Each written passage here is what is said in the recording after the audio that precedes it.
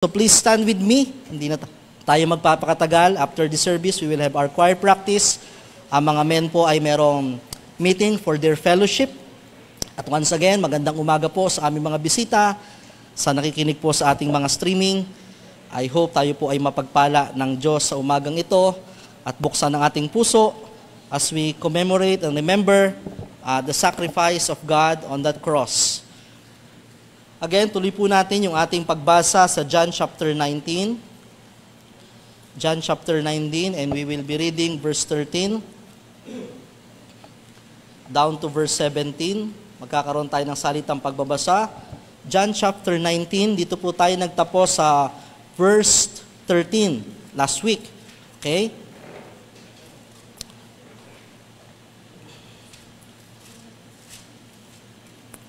Are you there? Say amen. John chapter 19, let's have responsive reading. And on verse 13, basahin ko po muna, kayo ang sunod. Verse 13, it says, "When Pilate therefore heard that saying, he brought Jesus forth and sat down in the judgment seat in that place, in a place that is called Pavement, but in Hebrew, Gabbatha." Verse 14, kayo po ready, begin.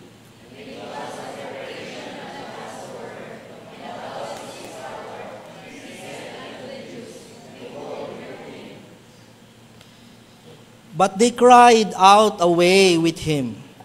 Away with him! Crucify!" Pilate saith unto them, "Shall I crucify your king?" The chief priests answered, We have no king but Caesar."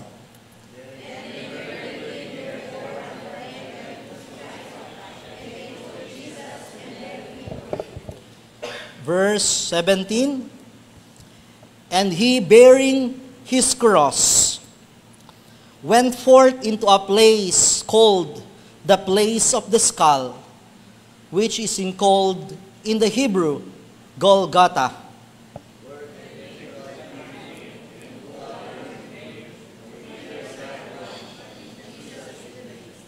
Alright, I want you to ponder in that word or in that place, Golgotha, the place of skull. Shall we go to the Lord in prayer? Ama naming Diyos, na higit na marunong sa lahat sa araw pong ito, kami po ay nagpakukumbaba sa inyo, lumalapit. Nagpapasalamat, Panginoon, sa lahat ng kabutihan na ginawa niyo po sa aming buhay. Hindi man sa lahat ng pagkakataon ay aming naaabot ng aming kaisipan ang inyong mga plano sa aming buhay, pero kami po ay naniniwala na kayo ay higit na marunong sa lahat. Sometimes, Lord, we expect different things from you, pero may higit po kayong plano.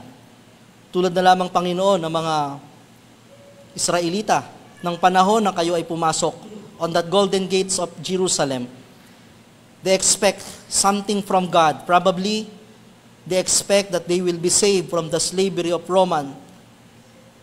Mga bagay na hinihiling nilang material, but they don't know that beyond that, more than physical salvation, emotional, financial salvation, ang ini-offer nyo sa mundong ito. That is the salvation of our soul. Salamat, Panginoon, sa kaligtasan na meron po kami. Salamat, Panginoon, sa mga araw na ito ay aming ginugunita na minsan pa, kayo ay nagpakumbaba, bumaba mula sa lugar ng langit, iniwan ang inyong trono, nagkatawang tao, upang sa gayon ay tubusin ang aming mga kasalanan sa pamamagitan ng kamatayan sa lugar ng cross. Lord, anuman po ang aming mga nagawang kasalanan, wala man kami, Panginoon, sa mga lugar na yon kung saan kayo po ay nasaktan, kung saan kayo po, Panginoon, ay itinakwil, kayo ay rineject, kayo po, Panginoon, ay pinatay. Pero Lord, bahagi kami ng inyong kamatayan. You bore our sin. At Lord, sa umagang ito, we confess all our sins. Anumang karumihan sa aming mga puso, patawarin niyo po kami, Panginoon. None of us here is worthy to come to your throne. We are just a sinner saved by grace. Lord, salamat sapagkat sa pamamagitan nyo, kami muling nakalapit sa inyong Ama. Salamat, Panginoon, sapagkat pinagkalooban nyo kami, hindi lang ng buhay na walang hanggan, kundi ng pagkakataon na muling makaawit, makapagpuri, makalapit sa inyong presensya. Sa umaga pong ito, Panginoon, dalangin namin na ang aming pagtitipong ito ay hindi mawala ng kabuluhan. Yamang kami ay naririto nagsakripisyo, isinantabi ang mga bagay na dapat pwede namin gawin. Maaring kami, Panginoon, ay pwedeng mamahinga ng pisikal. Pero nais po namin, Panginoong, pagtuunan ng aming kaluluwa. Palakasin niyo po kami, kausapin niyo po, Panginoon, kami sa umagang ito. Hindi ko po alam ang mga pinagdadaanan at mga higit pang pangangailangan ng bawat isa. Pero Lord, nawa ang inyong kamay ang siyang umabot sa bawat isa. Pakilusin po namin ang inyong bibig, ang inyong kamay, ang inyong paa sa pamamagitan ng aming pananampalataya. Lord, restore our faith. Kung kami man, Panginoon, ay mga nanlalamig, nagdududa sa inyong kakayahan, nawa, Panginoon, makita namin kung papaanong ginawa niyo ang lahat. You offer yourself. Ano pa kaya ang hindi niyo kayang ibigay? Ngayong binigay niyo na ang pinakang mahalaga sa inyo, ang bugtong na anak. Ano pa ang aming pangangailangan? Ano pa ang aming daing? May mga pagkakataon lang, Panginoon, na nais niyong ipaunawa. May mga pagkakataon na mayroon pa kayong nais ayusin sa aming buhay. Kaya Lord, sa umagang ito, we submit to you all our problems, our trials, and even our blessings. Bigyan niyo po ako ng karunungan sa pangangaral ng salita. I-bless niyo po ang inyong gawain, ang bawat isa. Ito po aking dalangin sa matamis sa pangalan ni Jesus. Amen and amen. Please be seated. Golgotha. In the last 3 weeks, we've been dealing in the last days in the journey of Jesus Christ. At kung makikita niyo po dyan sa mapa, dito po natin sinimulan yung ating pag-aaral from Bethany to Bethpage or from Mount Olive. Ang Panginoon po ay bumaba, that is number 1, going to the temple. And on the temple, there is this golden gate, which is what we call the triumphal entry of Jesus Christ. It is called triumph because after so many years of waiting, 2,000 years ago, or probably 4,000 years ago, when the first Adam fall, nagkasala, at dahil po doon ay nagkaroon po ng kasalanan ang mundong ito na dapat pagbayaran, they've been waiting for that Messiah, someone who will justify their sin, redeem for their sin. And at this time, after so many healings and miracles, medyo sinusuppress pa ng Panginoon yung balita na siya si Messiah, na hindi niya pinagkakalat na ako ang nagpapagaling, not until dumating yung time, it is time. It is time for me that the people, the world will know that I am the Son of God. Kaya sa pagpasok niya po, in that golden gate of Jerusalem, it is called triumph. Bagamat sa piling ng Panginoon, sa kanyang sarili, kamatayan ang naghihintay, pero sa sanlibutan, ito po ang katagumpayan. Ito yung tinatawag na linggo ng palaspas. They are shouting, Hosanna, praising God, pinupuri nila ang Panginoon. So from there, number 1, in the golden gate, bumalik ang Panginoon sa Bethpage to surrender the colt na kung saan sinakyan ng Panginoon. We're just reviewing. And after that, bumalik ang Panginoon, number 2, in that garden, in the Kidron Valley, that is what we call the Garden of Gethsemane. In that Garden of Gethsemane, after the Lord's Supper, on the upper room, alam na ng Diyos ang kanyang kahihinatnan. Napo-foresee niya na kung ano ang kanyang mga pain na dadanasin. Alam niya na may magbe-betray. That's why on that garden, He spent the last days or the last hours of His life praying to God. And on that prayer, isa sa mga panalangin ng Panginoon, Lord, if it's possible, can you take this cup? Pwede niyo bang tagtagin itong cup? That cup, it speaks about rejection, not just of the humanity, but even God Himself. That is the cup of sin that He will bear on that cross. Pero sabi niya, Lord, not my will, but thine be done. At dun po sa lugar na yon, siya po ay dinakip.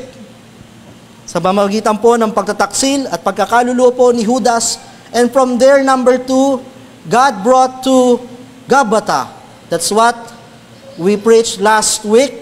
The pavement or the judgment seat, pinagpasapasahan ng Panginoon at walang makitang kasalanan, pero still, that is unfair trial for Jesus Christ.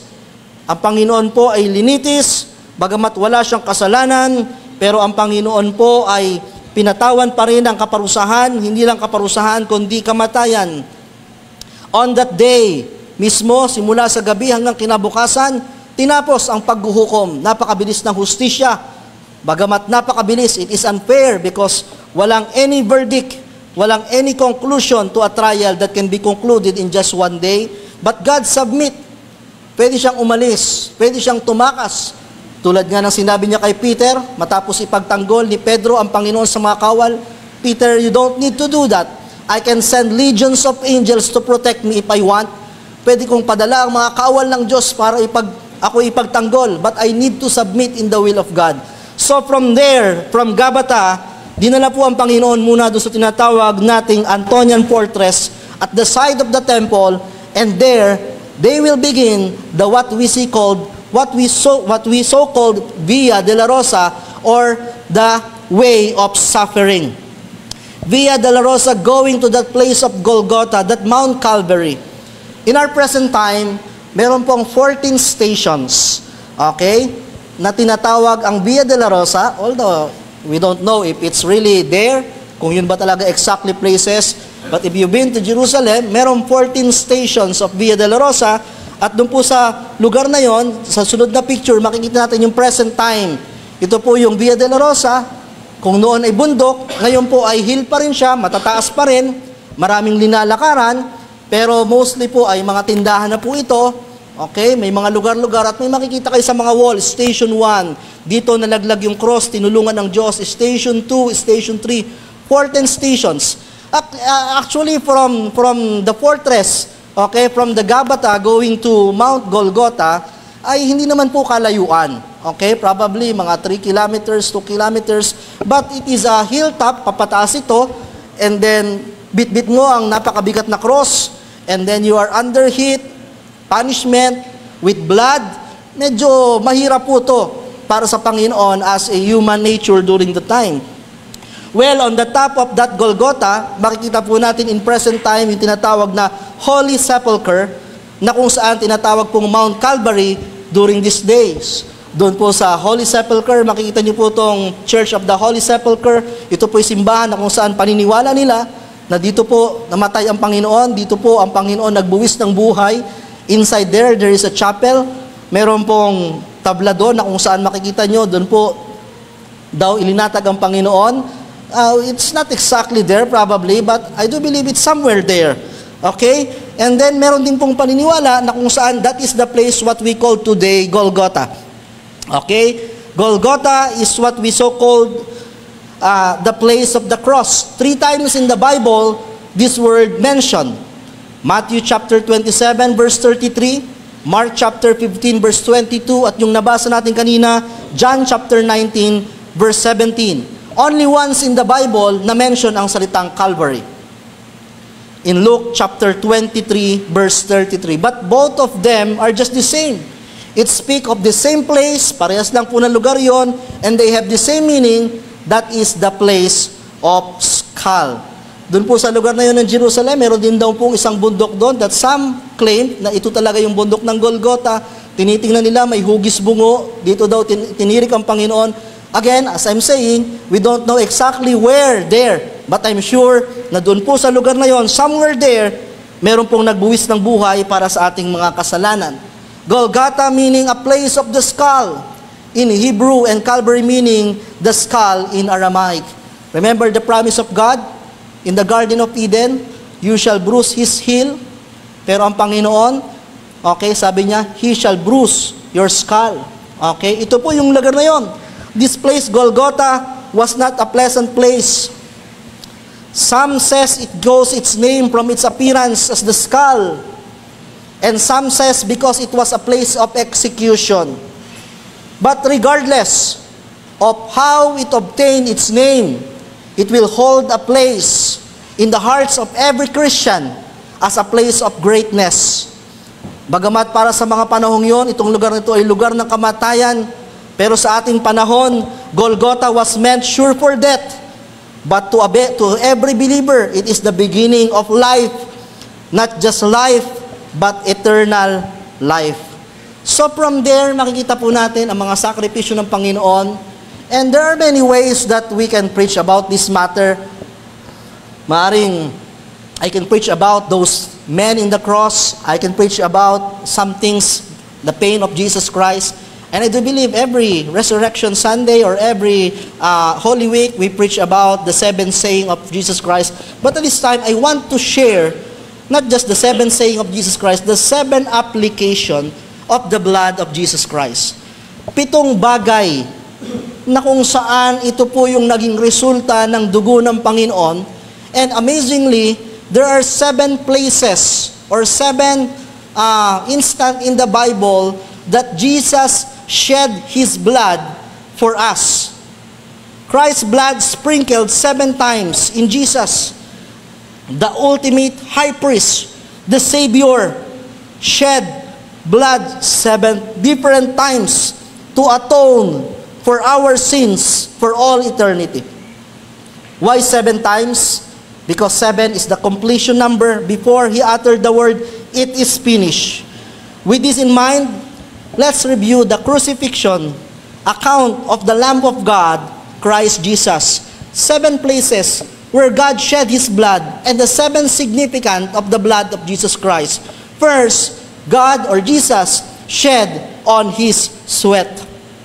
Napag-aralan po natin to on the Garden of Gethsemane, Luke 22 verse 44, "And being in agony, He prayed more earnestly, and His sweat was it were great drops of blood falling to the ground." Ang Panginoon po ay halos dumudugo na ng dugo. I mean, nagpapawis ng dugo. It can be metaphor, or it can be, sabihin natin, comparison lamang, but it can be real or literal meaning. In our medical fields today, meron po silang na-discover na isang sakit na tinatawag na hematohydrosis. Hematohydrosis is a condition which capillary blood vessels that fill the sweat glands, causing them to exclude blood because of extreme physical or stress. Nagkakaroon daw po na nagpapawis ng dugo. We will not study the physiology, paano nangyayari yon. But even the science can prove that there is this possibility that a man can sweat blood because of strong physical abuse or even emotional stress. So the first blood of Jesus Christ was shed through His sweat. At ito po ay nangyari because the Bible says He was in agony of pain. Wala pa mang physical abuse during that time. Pero the pain, the maaring na-encounter ng Panginoon from betrayal, from the past, and even from the pain na maaring iniisip niya that his Father Himself will reject Himself sa lugar ng cross because He bore our sin, God shed His blood through His sweat. Another thing or another place that God shed His blood, God shed His blood on His face. Isaiah 50 verse 6, "I gave my back to the smiters, and my cheeks to them that pluck of my hair. I hid not my face from shame and spitting." Amazingly that it was prophesied in the book of Isaiah 100 years before the death of Jesus Christ. Nahulaan na po na kung saan ang Panginoon, siya po ay sasaktan. Nahulaan na po ng Panginoon, siya ay kukutyain, siya ay duduraan, siya ay susuntukin, and even nahulaan po that to them that pluck of the hair of Christ. Bagamat in the book of Matthew, hindi po literal na sinabi po yun, pero may mga pagpapaliwanag.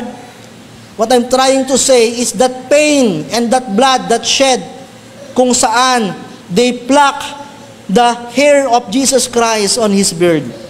In their customs, talagang mahaba ang kalang balbas, ang kalang buhok. Imagine, di ba?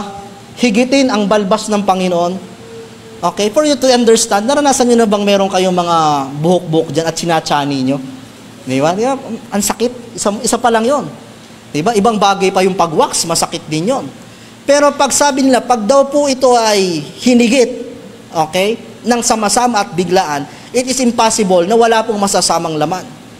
Imagine that pain. Okay? And that speaks of humiliation for Jesus Christ. Kinutya nila ang Panginoon. And God shed not just on His sweat, but even on His face. That is the number 2 place or part of His body that Jesus shed His blood. Number 3, God shed His blood on His head. Matthew chapter 27:29. "And when they had plaited a crown of thorns, they put it upon His head, and reed in His right hands, and they bowed the knee before Him, and mocked Him, saying, 'Hail, King of Jews!' And they spit upon Him, and took the reed and smote him on the head, the crown of thorns. Nakikita po natin yan. Crown speaks of royalty. Pagka may mga corona, it speaks of royalty, prestige, pride, mga patimpalak. Pero binigyan nila ang Panginoon to humiliate para ipahiya, total, ikaw pala ang hari. O ito ang corona mo. In fact, they fashioned themselves.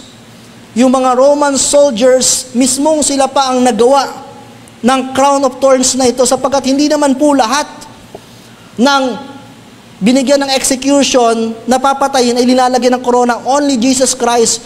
Those men in the cross, they don't wear that crown of thorn. Only Jesus Christ to humiliate.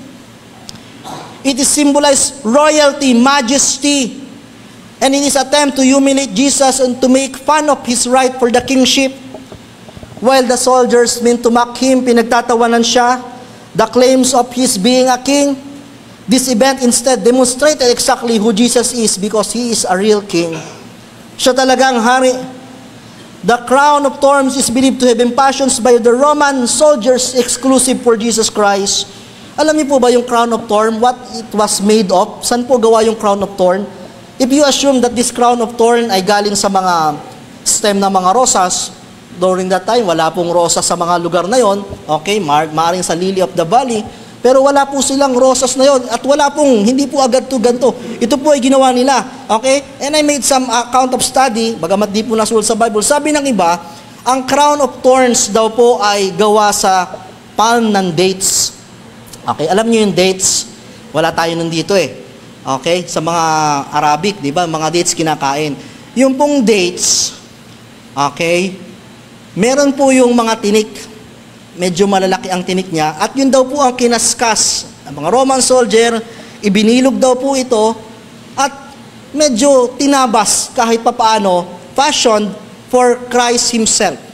Okay?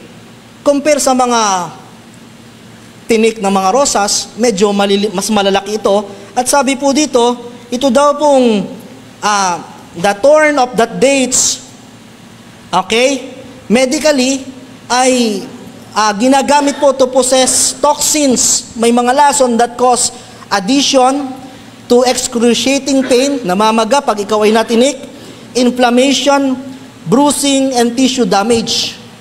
So ito po yung linagay sa Panginoon at hindi pa exactly linagay lang. Kasi maaring ito ay mahulog. Okay, nakikita nyo yung mga bata pag linalagay natin ng corona, talagang sinisiksik natin, baka matagtag. Yung mga tinik talagang binaon. Okay? Binaon sa mukha ng Panginoon, sa ulo ng Panginoon. That's why Jesus Christ shed His blood on His face. Imagine the pain, emotional pain, spiritual pain, the sweat of blood, the pain on His beard, the pain on His head, the pain on His face. Not just that, but because number 4, on His back. The blood on His back. John chapter 19, verse 19. Then Pilate therefore took Jesus and scourged Him. And the soldiers platted a crown of thorns and put it on His head. Hindi pa natapos, ito pong si Pilate, I don't know exactly kung soldiers lang or mismong si Pilate mismo ang unang humagupit sa Panginoon. And scourged Him. Okay, then Pilate therefore took Jesus, pwedeng mga soldiers, pero maaaring si Pilate din ang unang humagupit sa Panginoon sapagkat gusto niya maaaring ipakita sa mga Hudyo na naroroon, o ito na, hinagupit ko na. Baka naman masaya na kayo. Gusto niyo pa rin patayin, ang lala niyo naman. Di ba? Duguan na nga eh. Pero hindi na kontento ang mga Hudyo. No, crucify Him. Kaya siguro wala na magawa si Pilate. Eh, kayo nang pumalo. Nadagdagan pa ang kasalanan ko. Kahuhugas ko lang kanina. Diba? At alam niyo po ba itong scourging na ito, di ba? Meron tayong mga pag-aaral, paano po ito ginagawa. Ito po ay ginagawa sapagkat ito po ay isa sa mga paraan upang parusahan ang mamamatay. At during po doon sa scourging na ito po yung ginagawa ng mga nagpipinitensya. Okay? Ng mga nagpipinitensya kung saan ginagaya po nila ang paraan ng Panginoon na hindi po natin pwedeng gayahin. At doon po sa kanilang pamalong yun, maaaring makikita po natin, it is made of sheep bone. Okay, may mga portions May mga cuts ng sheep bone, tapos may mga metal balls. Ito po yung hinahagupit sa nila ng Panginoon. And they shape it like, katulad po sa mga pangkawil. Okay? Nakabend. So pag ito po ay pinalo sa Panginoon, there is laceration, there is pain. At pagka minsan ay medyo hindi pa nila makuha at medyo parang kawil na sumabit, okay, they will stretch it hanggang sa madala ang laman ng Panginoon. Actually, it's not just on the back. Okay, every place, maliban kahit saan tamaan, sinabi lang kung it's on the back, sapagkat lumalakad ang Panginoon, nasa likod, parang kabayo, na pag hindi lumalakad ay hinahampas, but every part of Jesus Christ, it was lacerated. Diba? At makikita po natin dito kung paanong tiniis ng Panginoon ang lahat ng ito. The number 5 and number 6 place that Jesus shed His blood on His body was on His hands and on His feet, sa lugar ng cross, kung saan ang Diyos po ay pinako. Okay? Naranasan nating minsan makaapak ng pako, di ba? Pero ibang pako po ang pinako sa Diyos, di ba? Sapagkat kung ito di uno lamang, hindi ito ibabaon. Napakalaking pako ang binaon sa Diyos at meron pang pag-aaral na we thought it is in a palm. Okay? Para sabi nila, hindi ito pwedeng sa palm kasi kung sa palm, mahahalit. Okay? Mahina ang carpals. So meron po diyang tinatawag na radius and ulna. May pagitan niyang butong yan, iiwasan lang yung nerve, okay? Para hindi po maputol, dun po itinukod. Itinukod ang pako nang sa gayon ang Panginoon po ay hindi malaglag. At the same time, ganun din po sa paa, meron pong mga buto na kung saan iniwasan at dun po sinuot ang pako para ang Panginoon po ay talagang mabitin sa lugar po ng cross. Imagine that pain. On the hands and feet of Jesus Christ, and of course, the last place that Jesus shed His blood on His body, on His side, closest to His heart. Closest to His heart. Hindi pa nakontento ang mga taong ito, tiniyak na ang Diyos ay talagang mamamatay. Kahit wala kang gawin, mamamatay ang Diyos doon sa init. Pero talagang ginawa nila ang lahat ng klaseng pagpapahirap. He was pierced on the side. Dumanak, tumagas ang dugo ng ating Panginoon on that cross. Imagine that pain. Different pain that Christ experienced, the pain of contusion, nung siya ay binugbog, wala pa doon yung binugbog ang Panginoon. The pain of laceration, nahiwa. The pain of penetration, may pinasok sa Diyos, ang tinusok ng Diyos. The pain of dehydration, nauuhaw ang Panginoon, suffocation. But the greatest pain is the pain of rejection. What is that pain of rejection? Not just rejection of the humanity, that the people betrayed Him, rejected Him. Yun yung tinatawag na the cup of salvation. Because on that cross, when Jesus bore the sin of humanity, there is this cup of salvation and sin. Ibinuhos lahat sa Diyos ang kasalanan ng buong mundo. And because of that sin, hindi magawang tingnan ng Diyos Ama ang kanyang anak. That's why there is cloudness. Tinakluban ang Diyos. At yun ang pinakang malungkot sa Kanya. Kaya sabi niya, my God, why thou hast forsaken me? Hindi niya tinutukoy doon yung bakit niyo ako inayaang latiguhin. But hindi, Lord, bakit ako'y nag-iisa na lamang dito? Sapagkat sabi ng Diyos Ama, kailangan mo yan for the atonement of sin. That's what Jesus did on the cross. And it is reasonable to assume that Jesus was in good health prior to ordeal that He faced in the hours before His death. Maring sinabi natin, Pastor, hindi ba masyadong brutal? Hindi ba sa dami ng mga nawalang dugo sa Panginoon, di ba dapat patay na siya, hindi siya abot sa cross? Pwedeng sabihin ng iba, Diyos kasi yun. Yes, Diyos siya, but He is in human form. So what makes Christ finish the cross? Kaya nga sabi niya, it is finished. Pwedeng, kung kayo kaya ang Diyos, baka doon pa lang sa kayo ay tinagtagan ng dito, nahimatay na kayo. Paano nyo tatapusin yung cross? Kasi prophecy yun Kailangan doon matapos. Baka nung nakita nyo pa lamang na, di ba, naghahasa na yung mga Roman soldier Alam nyo, that is part of preparation of Jesus Christ, physical preparation. That's why ang ating preparation sa buhay na ito, hindi lamang spiritual, naghahanda tayo ng financial, emotional, social, and even physical. Pinakikita ng Panginoon, if you want to finish the cross, you should be in good terms with your health. Gusto nyong matapos ang inyong mga pangarap? Take care of your health. Gusto nyong matapos ang inyong paglilingkod, makapaglingkod po sa Panginoon? Pangalagaan natin ang ating mga kalusugan. Pinaghandaan na yan ng Panginoon. Sabi ko nga, bagamat hindi naman ganun kalayuan yung Yung Golgotha, siguro ang estimate ko, mga Kapitolyo hanggang Severa. Pero yung maglakad ka, katanghaliang tapat, duguan ka na, nauubos na ang dugo mo, wala kang tubig, pasan mo ang cross, hindi ka aabot doon kung hindi mo prepare ang sarili mo. So the lesson there is we should take care of our health so that we will be able to obtain whatever cross we are carrying. Cross of problems, cross of finances, cross of family problems. Di ba? Huwag nating pabayaan ating kalusugan until we finish that cross. Now, 7 places where Christ shed His blood. What are the 7 significant things that God accomplished? 7 bagay kung saan ang Panginoon nagdumanak ang dugo. 7 bagay din ang katumbas ng pagdanak ng dugo na ginawa ng Panginoon. The 7 application of the blood of Jesus Christ.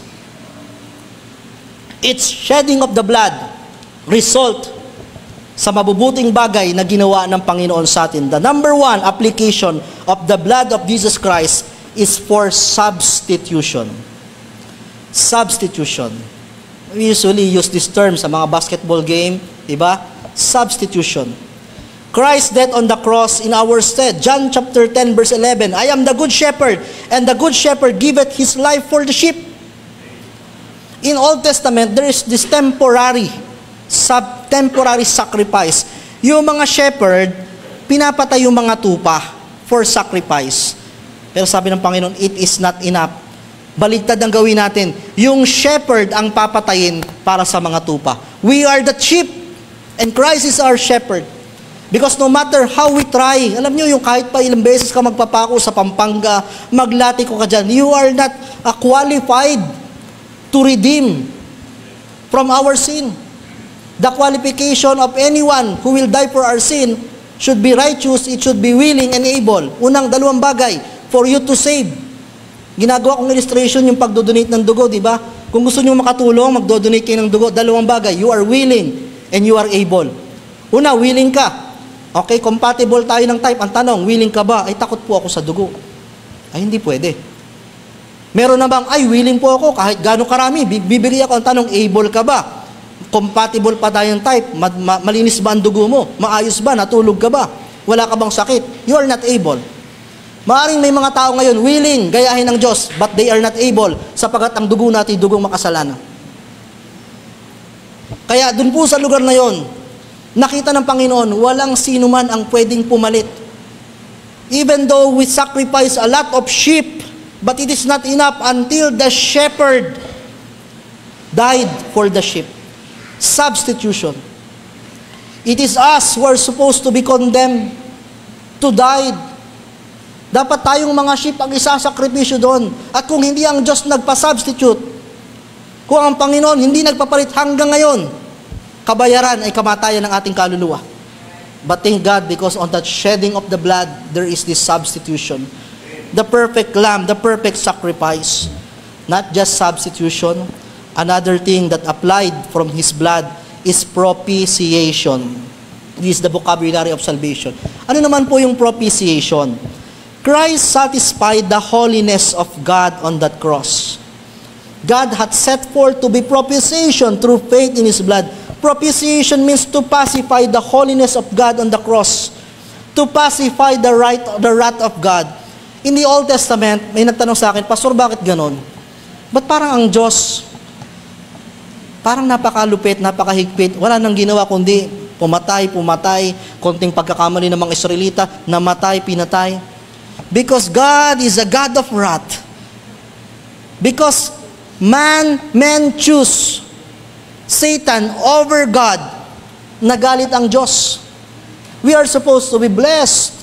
Pero dahil ng kasalanan at ang Diyos ay galit sa kasalanan, ang Diyos ay talagang malupit sa kasalanan. And no one can pacify the wrath of God. He sent kings, nagpadala ang Diyos ng hari, pero hindi pa rin, nagkakasala pa rin ang mga haring ito.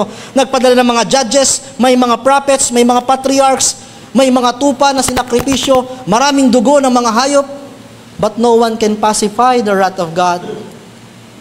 Alam niyo, mahirap po yung may kagalit. Di ba? Mahirap pagka may kagalit kang kapitbahay. Mahirap pagka ang Nakasalubong mo yung galit na lasing. Di ba? Mahirap din pagka nagalit yung iyong misis. Di ba? Mahirap yung ang kaharap mo ay galit.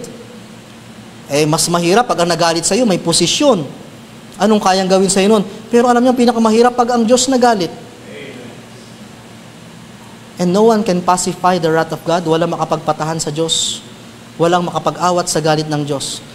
Not until dumating yung time, sabi ng Panginoon, isa lang ang pwedeng makapagpatahimik ng aking kalooban. When I am satisfied with the sacrifice. And that's what Jesus did. Propitiation nung ang Diyos namatay sa lugar ng cross. Hindi magawang tingnan ng Diyos Ama ang kanyang anak. But after that, He was satisfied. His blood was enough for us to cleanse our sin. That's what Jesus did. Salamat na lamang sapagkat hindi tayo nabuhay sa panahon ng Old Testament. Diba? Na bawat pagkakamali sa paglilingkod sa Diyos. Alam niyo, diba? Pinag-aaral natin sa tabernacle, pumasok ka lang doon, ikaw ay may kasalanan, patay ka. Hawakan mo lamang yung Ark of Covenant na hindi naman ikaw dapat ang humawak. Diba? Si Remember Usa. Malalaglag yung yung Ark of Covenant, yung kumbaga pulpit. Malalaglag, nagmagandang loob lang. Hinawakan, patay. Ang taas ng requirements ng Diyos. Because He is a God of wrath. But now we are living under grace. We can come to His throne because there is already propitiation. God satisfied, Christ satisfied the holiness of God on the cross. At number 3, we have redemption.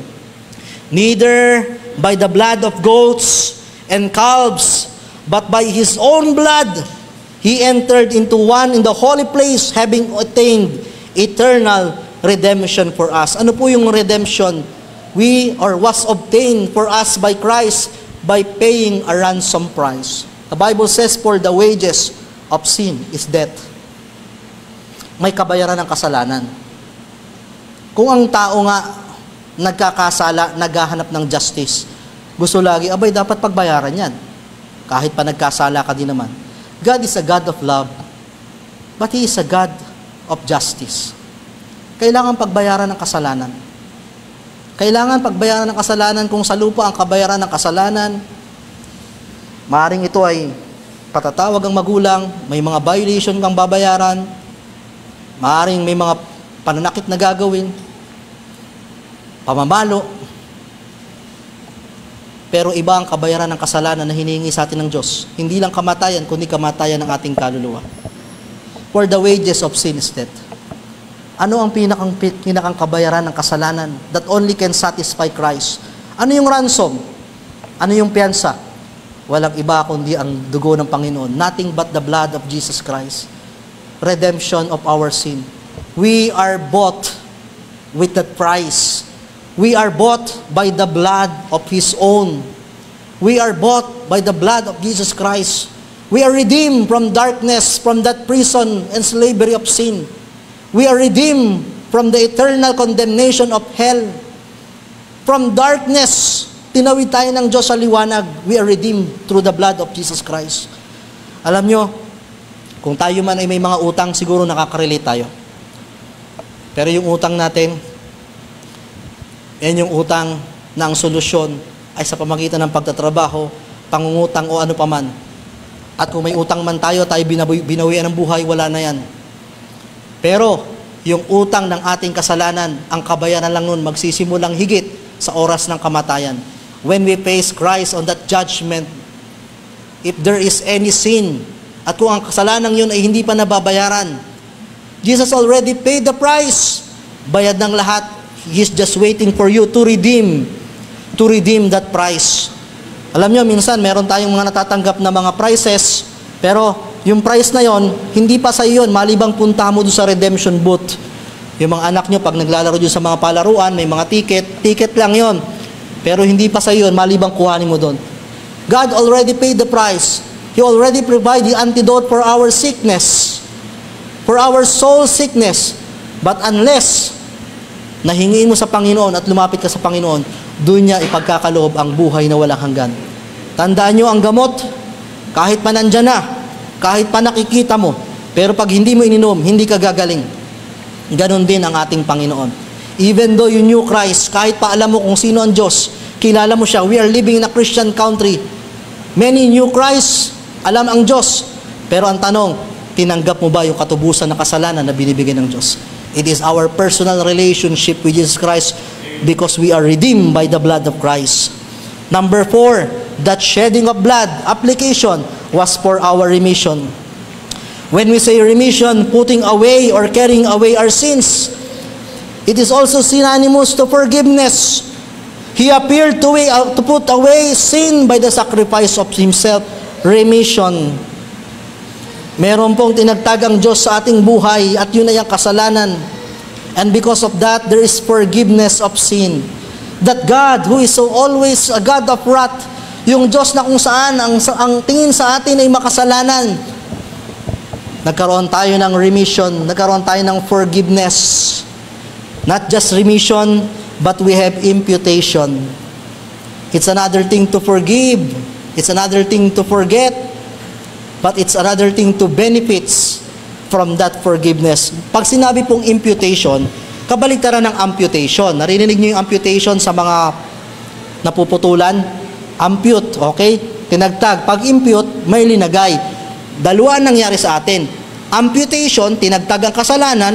Ano ang linagay? Righteousness.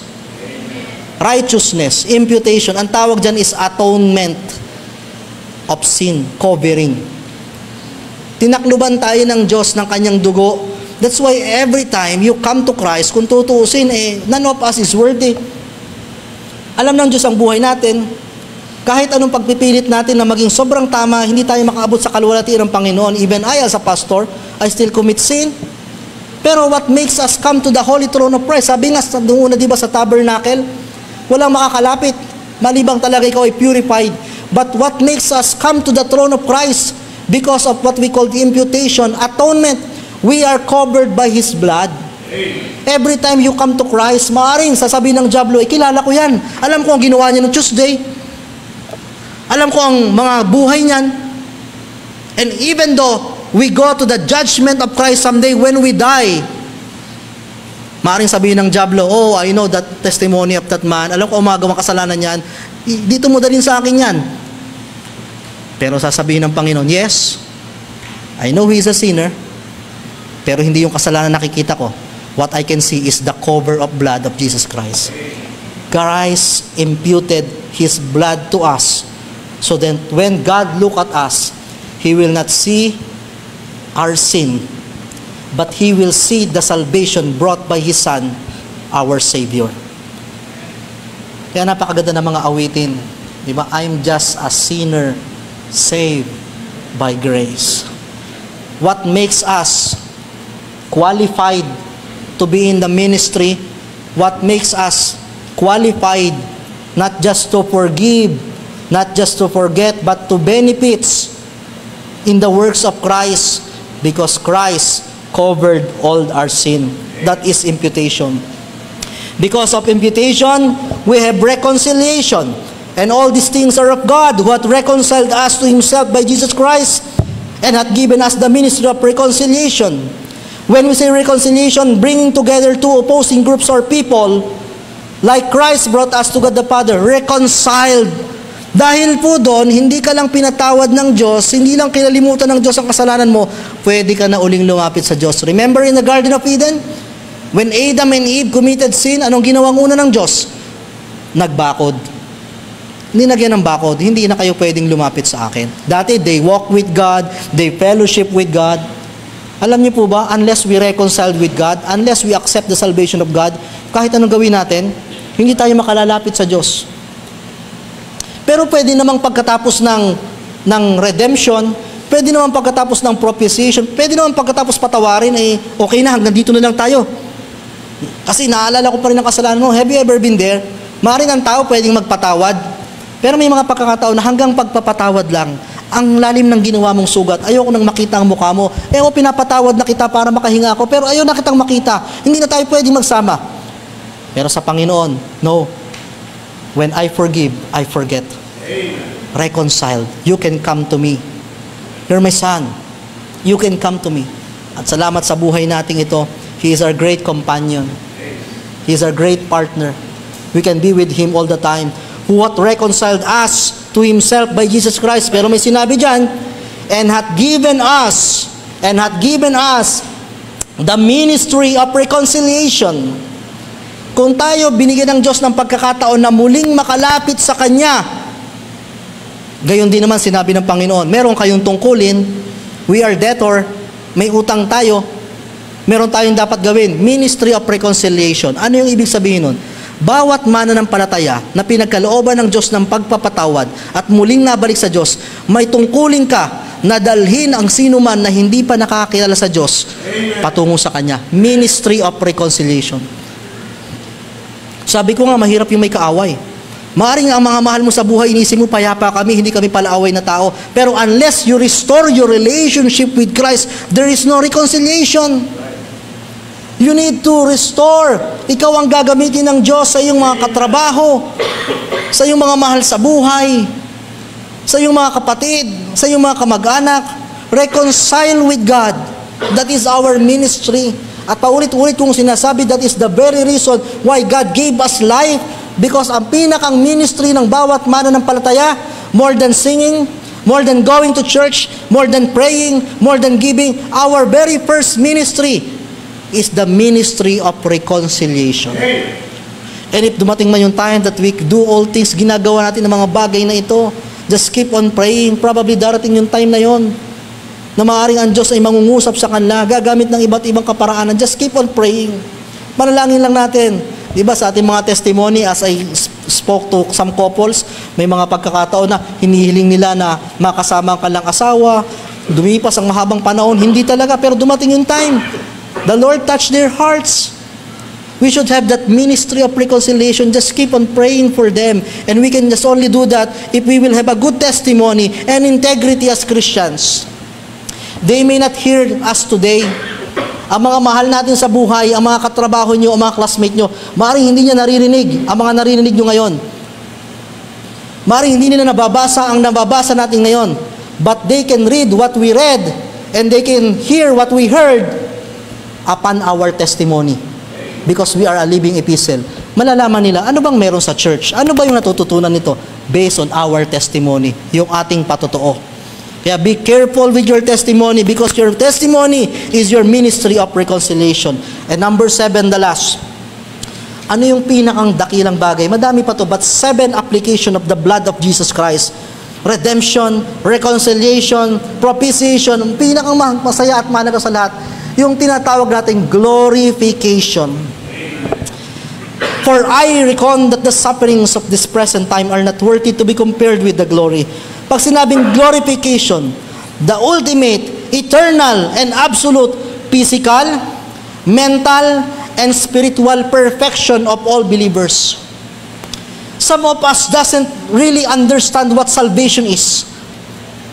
Sapagkat ang iniisip nating salvation ay salvation na panlupa lang. Exactly what the Jews expecting from Jesus Christ when He entered that golden gate. Kaya nga nadismaya sila sa Panginoon. Kaya nga nung una ang sagot nila, Hosanna! Praise the Lord! Nandito na ang Savior. Pero nung bandang huli, anong sabi nila? Crucify! Bakit? Na-discourage sila kasi ang in-expect nila, ililigtas sila ng Diyos sa mga Romans, ibibigay ng Diyos yung mga pagkain nila, papagalingin pa yung iba. Yes, God can do that. But more than that, hindi nila alam na ang gagawin ng Diyos is not just physical salvation, but spiritual salvation. Sometimes we are often upset with God pag hindi na ibibigay yung mga kaligtasang panlupa. Pero more than that, alam nyo yung glorification. Kaya no matter how we try, we commit sin. No matter how we try, nagugutom tayo. No matter how we pray for health, nagkakasakit pa rin sapagkat walang glorification or perfection sa lupa. Ang pinakang dakilang bagay na ginawa ng Diyos sa pagtagis sa pagdanak ng kanyang dugo ay yung tinatawag na glorification. Glorification is the perfecting of the saints. Anumang kaligtasan na natatanggap natin sa lupang ito ay temporary salvation. Alam nyo bakit maraming tao hindi nauunawaan bakit nila kailangan ng Diyos? Kasi ang alam lang nila ng Panginoon, the Savior of this earth. That God is a healer, that God is a provider, that God is a protector. But they don't really understand that God is the Savior of our soul. At pag ang tao may kailangan, maraming pwedeng puntahan sa totoo lang. When we speak of Savior, maraming Savior sa lupa. Anyone that can save you from your financial debt, from your physical sickness, from your emotional pain, they are your Savior. Kaya nga sa lupang ito, hindi masyadong hinahanap ang Diyos. Kasi ang hinahanap ng tao ay earthly Savior. But one day, hahanapin mo yung isang kaligtasan na tanging Diyos lang ang makapagbibigay, ang kaligtasan ng kaluluwa. Sabi dito, the suffering of the present time are not worthy to be compared with the glory. Yung mga paghihirap natin ngayon, hindi mo maikukumpara yan. Sasaya naman sa glory na ibibigay sa ng Diyos. Alam nyo, if there's just someone who can testify what heaven is, I do believe many will come to Christ. Naalala niyo yung story nung mahirap at saka yung mayaman? Napunta yung mayaman, di ba, namatay? Doon sa Hades, Abraham's bosom, sabi niya, pwede bang bumaba? Para masabi ko naman talagang totoong merong langit at may lupa at nang sa gayon mapaganda ng mga mahal ko sa buhay. Sabi ng Panginoon, hindi na pwede. If I can only testify, alam niyo mga kapatid, even us, kahit tayo, hindi pa natin na-appreciate ang salvation talaga. Yun yung surprise ng Panginoon eh. Yun yung surprise ng Panginoon. You will never experience the final salvation until you come to the presence of God. Kaya nga sabi ng Panginoon, to live is Christ and to die is gain. The great reward is in the end. Kaya mga kapatid, maaring sa ngayon, even us, we don't really appreciate the salvation of Christ kasi ang hinahanap talaga natin yung kaligtasang panlupa. But someday you will realize, Lord, salamat sa kaligtasan na ito na ibinigay niyo sa akin. Because no matter how I thrive and I survive this world, ang lupang ito ay talagang not full of glory. May kahinaan, may karamdaman, may pag-iyak, may pagtangis. But Lord, thank God, because of the shedding of your blood, there is a place of glory and there is glorification. Salamat sa lugar na yon. 7 applications of the blood of Jesus Christ. Sa mga pagkakataon pong ito, atin pong inaalala kung paanong ang Panginoon nagbuwis ng buhay, dumanak ng dugo. It's not just the blood of Christ that saved us, it's His life. Kasi kung dugo lang, pwedeng dun pa lang sa pagkakatagtag ng kanyang sweat of blood, pwede na yon. A portion of blood is not enough. All His blood unto death. Pero salamat sa Panginoon sapagkat ibinigay niya ang kanyang bugtong na anak. This week, the world will celebrate the passion of Christ. But they don't really understand the passion of Christ. Ang Holy Week dati, mga panahon ng pagpepenitensya, pag-aayuno. Ngayon, pagsasaya na nasa beach, which is, tingin ko naman, gusto rin naman ng Diyos na tayo magdiwang, magsaya. Yun ang gusto ng Diyos eh. Tapos na yung pagpapahirap eh. There's nothing wrong with it. Ang mali lang, pag hindi mo naiintindihan, bakit ba namatay ang Diyos? Have a ministry of reconciliation. Probably this week is a family week for you. Have time to at least pray together. Speak about Jesus Christ sa ating mga mahal sa buhay. When you remember that place, a place of Golgotha, that is a place of death. But for humanity, that is the place of eternal life.